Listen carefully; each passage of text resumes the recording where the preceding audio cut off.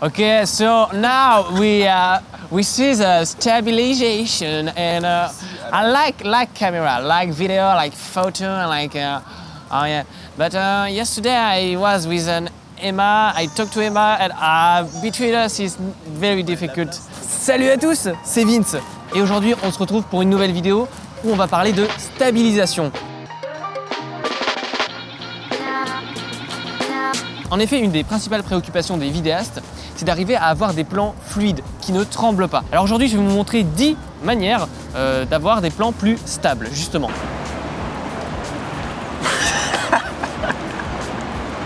Impossible de tenir.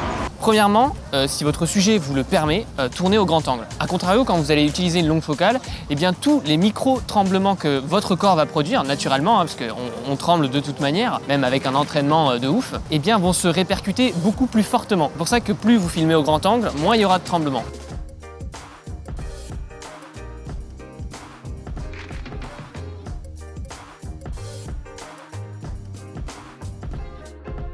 Numéro 2, si vous utilisez un appareil photo, un DSLR pour filmer, il y a vraiment une manière particulière de le tenir. Ça sert à rien de le prendre à bout de bras, ça va vous faire plus trembler qu'autre chose. Il faut vraiment ramener les coudes contre le corps, faire des mouvements vraiment lents, bien sur ses appuis et bouger comme ceci. On adore les démonstrations physiques. N'hésitez pas aussi à mettre une main sous l'objectif. Parce que voilà, c'est un truc tout bête, mais des fois on n'y pense pas. On est là, si vous avez un boîtier un peu léger, à utiliser qu'une main, un deuxième point d'appui sera intéressant. Qu'est-ce que c'est sur X?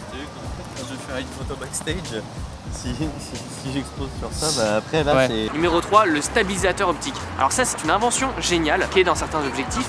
Alors comment ça fonctionne? En fait, c'est une lentille qui va être à l'intérieur de votre objectif, qui va être motorisée et qui va compenser vos mouvements verticaux et horizontaux. Et il y a vraiment un avant stabilisation et un après stabilisation optique. C'est pour ça que si vous voulez des plans fluides, préférez vraiment les objectifs stabilisés. Alors pour les repérer, c'est tout simple. Généralement, chez Canon en tout cas, ça s'appelle IS. Et puis il y a un petit bouton à activer ou désactiver.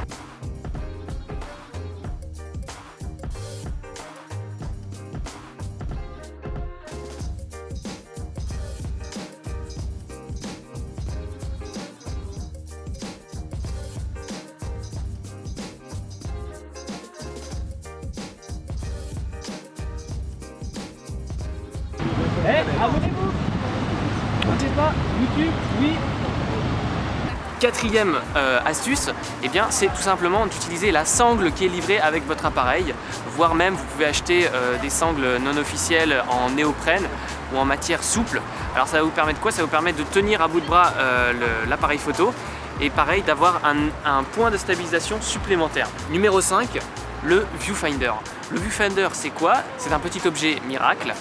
En gros, donc c'est une loupe qu'on va venir coller au dos du boîtier sur l'écran. Ça va zoomer, ça va nous permettre de vérifier que le plan est bien net. Mais donc en faisant cela, on va vraiment coller l'appareil photo contre son œil, contre sa tête, et on va encore gagner là un point de stabilisation supplémentaire. Donc ça peut être là aussi intéressant. Alors ce qu'il dit c'est vrai, mais à moitié. Parce que moi je suis de la partie aussi. Je peux vous dire qu'en réalité ça se passe pas totalement comme ça. Oui, mais attends, non mais vas-y. Voilà ce qu'on va faire. Numéro 6, tout simplement, quand vous avez la flemme de trimballer votre trépied et que vous voulez quand même des plans stables et rapidement, vous pouvez utiliser ce qu'on appelle un monopied. Alors trépied, ça veut dire quoi? Ça veut dire qu'il y a 3 pieds, littéralement, et monopied, il n'y en a qu'un. De ce fait, avec un monopied, vous allez être beaucoup plus stable. Numéro 7, le rig. Alors le rig, c'est quoi? On peut dire rig ou stabilisateur épaule. Donc en gros, ça va être un système articulé qui va venir se poser sur votre épaule, comme son nom l'indique, et qui va permettre de stabiliser l'ensemble de la caméra. On va pouvoir aussi rajouter des accessoires dessus, etc. etc. Donc voilà, il y en a à tous les prix, hein, c'est pareil dans tout, mais on peut en trouver des 30-40 € sur Amazon, des articulés qui font bien le travail, puisque de toute façon, ça va nous servir d'avoir encore des points d'appui supplémentaires. Et c'est ça en fait le secret de la stabilisation, c'est de se créer des points d'appui. Numéro 8, une petite technique de coquin, c'est tout simplement ralentir le temps. Voilà, on a vu comment compresser le temps, et bien là on va le ralentir.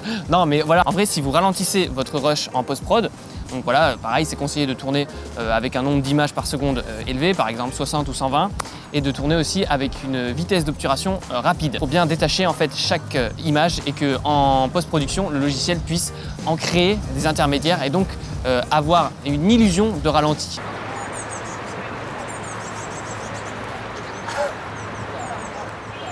Alors pourquoi ralentir son image? Eh bien tout simplement parce que du coup vos tremblements vont être ralentis aussi et il va y avoir donc une illusion de stabilité. Alors bien sûr si on voit un personnage ou des éléments dans le décor qui bougent, eh bien ça va pas marcher parce que si c'est pas votre but, eh bien ils vont être ralentis et ça va ressembler à rien. Mais voilà, si c'est un plan que vous voulez du coup fixe de quelque chose, ça peut être intéressant. Numéro 9, utiliser un Steadicam. Alors c'est quoi un Steadicam? C'est un appareil articulé qui va en fait compenser vos mouvements. Alors là pareil, il y en a à tous les prix, donc vous pouvez en trouver en environ 80 € qui font le taf avec les DSLR. Mais c'est vrai qu'on va être limité dans le sens où on ne pourra pas mettre des caméras de plus de 2 kg, 2,5 kg, mais c'est pas grave puisque la plupart des appareils photo et la plupart des objectifs qui sont dessus ne sont pas aussi lourds. Donc vous pouvez faire là aussi de très beaux plans avec des stabilisateurs peu chers. 10e point, si vraiment tout ce que je vous ai dit avant n'a pas marché ou que vous n'avez pas pu les mettre en place, eh bien il y a toujours une option de stabiliser numériquement votre plan après, donc en post-production sur l'ordi, où là en fait on va utiliser une option de votre logiciel de montage ou un plugin, etc.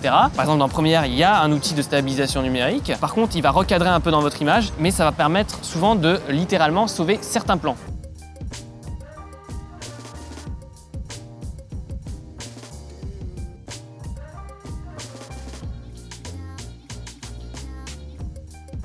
Voilà, j'espère que cette vidéo vous aura plu, que vous aurez appris des choses et que maintenant toutes vos vidéos seront parfaitement fluides et stabilisées.